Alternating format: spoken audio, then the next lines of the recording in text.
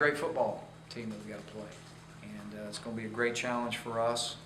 You know, obviously this is a very, very good football team. They've lost 2 football games against, 2 top 5 teams, and those are the 2 games that they've lost. So they're very good. They're playing with a lot of confidence. Played a close game against LSU last week, and explosive, as everybody knows, very explosive offensively. And so we got our challenges there with containing their quarterback and their running game, and they lead the league in just about every category offensively there is.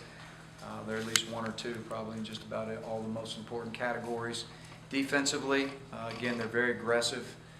They have an elaborate scheme defensively that allows them to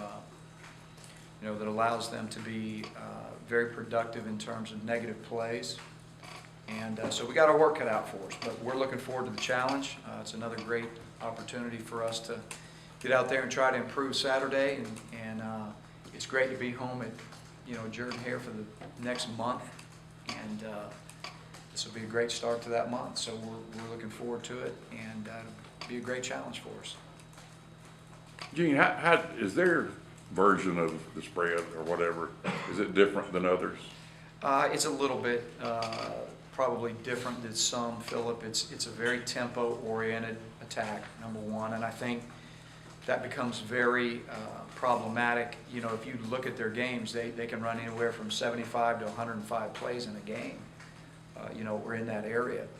So the tempo and the speed of their game is very critical in teams being able to line up and get their defense set.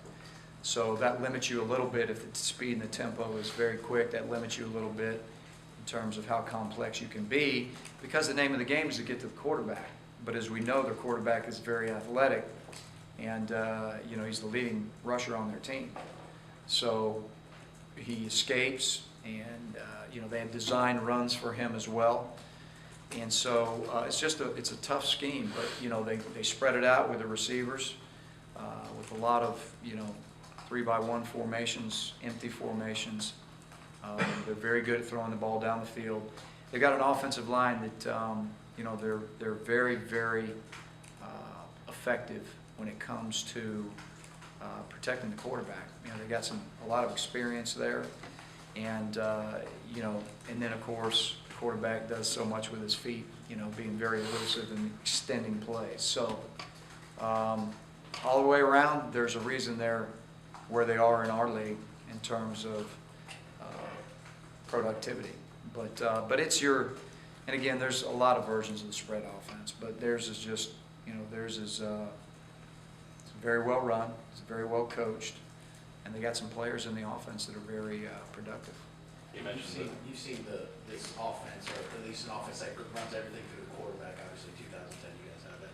How important is it to have a quarterback, and the fact that Manziel's so young to be that, I guess, mature in the way he runs an offense? How hard is that, and I guess 2 parts. How good is he, and how hard is that to stop him? He's very good.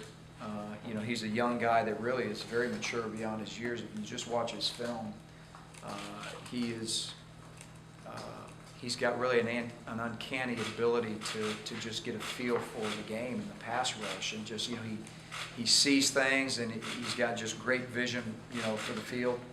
He's got great vision for the field, and he extends plays. I've counted back there sometimes, and he stood back there for 10 seconds before he ever made a move. That's a long time for a quarterback. And so that says a lot about his offensive line.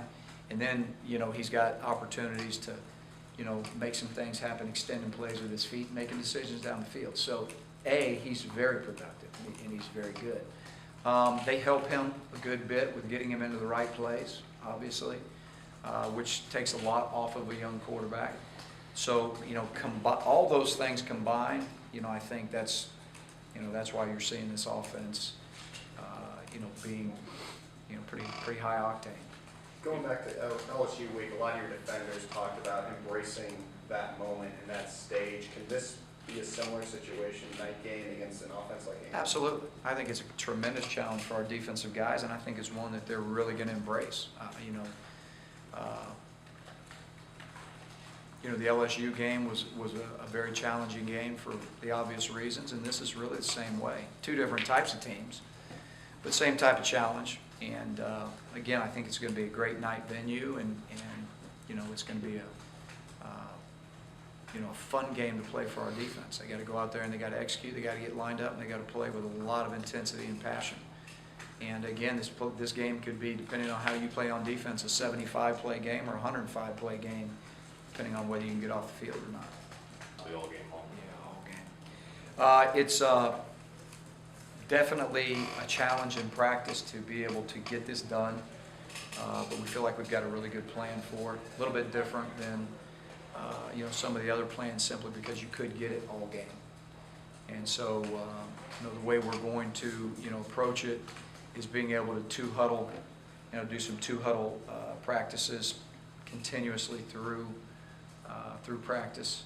You know, the goal is, and again, when we've played these high tempo offenses that can potentially get a playoff, you know, anywhere from 13 to 17 seconds after the ball's tackled, you got to try to, you know, emulate that the best you can in practice. So we've definitely got a plan to do that. Does that add to the difficulty for a guy like Casanova, who obviously made his first start last week, and you said that you expect him to be there again this week? Does this present an even bigger challenge and responsibility for him when there are that many more plays?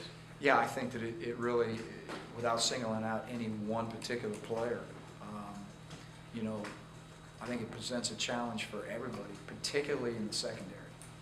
Because what you see is that if you're not lined up properly in the secondary, you know, against a team that will throw the ball vertically down the field so much, that's where you see guys running wide open. And that is obviously potential for big plays, but, you know, I think that it's a challenge for everybody, you know, not just young guys that haven't played a lot, but are playing more. It's certainly going to be challenging for them, but it's really, you know, it's going to be on everybody. Well, the offense is different, but you go back and do some of the same things you did in preparing for Oregon, while it's a lot smaller time frame. But you're talking about the two huddle things. That's some of the things you did to prepare for their speed. We did. That's some of the stuff that you know, that we were able to accomplish, you know, in preparing for the national championship game 2 years ago. But you know, again, you just got to get creative on how you're going to do it. You know, but the efficiency of it in practice, you know, is very critical. At the end of the day, again, when you're working these situations, if you can try to run plays off anywhere between, you know, again, it can vary anywhere from probably 12 to 17 seconds, you know, consecutively, and do that. You can't do that all practice. You can't do it all practice, but you can do it enough in segments of practice to really, really get the feel for it. So, again, you know, we talked this morning, and Brian and I feel like we got a good plan on